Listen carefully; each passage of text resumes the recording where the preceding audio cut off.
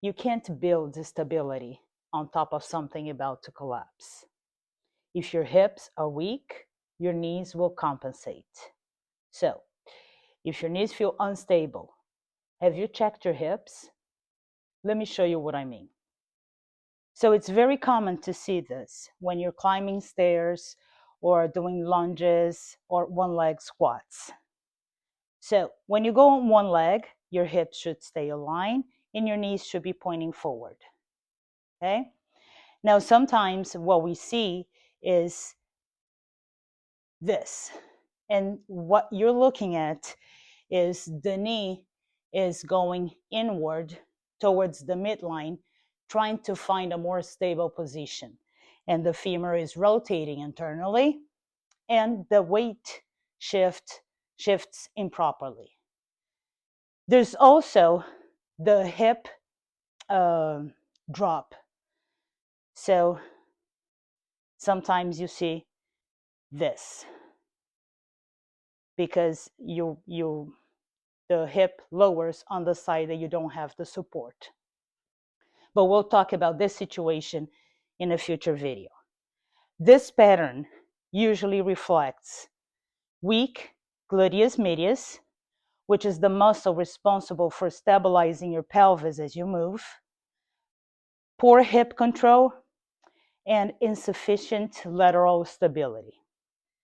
So the hips are a major and often overlooked contributor to knee collapse.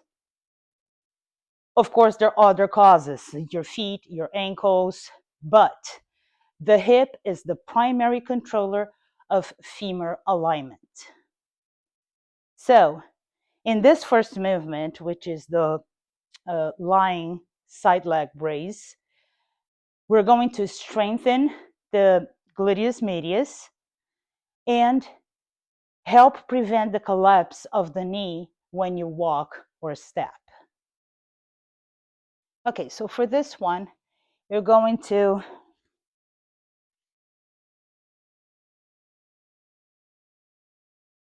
be on your side.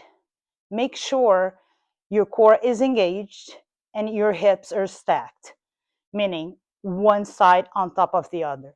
Do not allow your hips to rotate. So hold everything in place.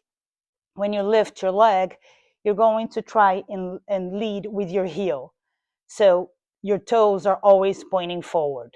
When you get to the top, hold for 2-3 seconds and bring back down with control. Up with your heel, 1, 2, 3, bring back down with control.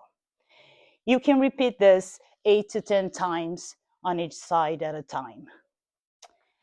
The second movement is the glute bridge for hip extension control.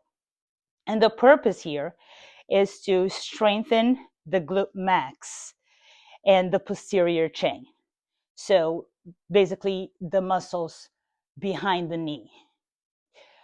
The glute max supports overall lower body stability and reduces the compensatory strain on the knees. For this one, you're going to relax your head, neck, and shoulders on the floor, hands by your side. Remember to drive into your heels. Bring it up. And when you're at the top, remember to squeeze your glutes and bring back down.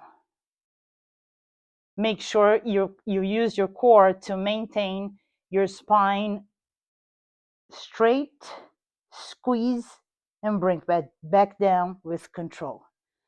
And this one, you can also do 8 to 10 repetitions at a time.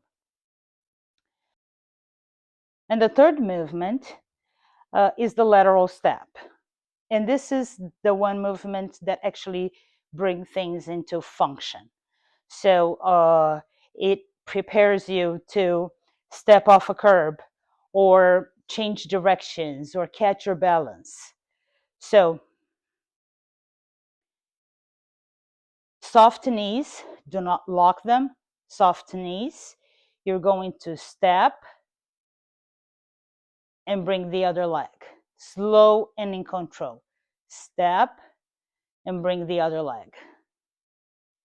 And you can do, if you have the space, 5 to 8 steps, and then come back the opposite direction. So when your hips are strong, your knees track better. Your steps feel steadier, and you move with more control. You enjoy your independence? Keep moving.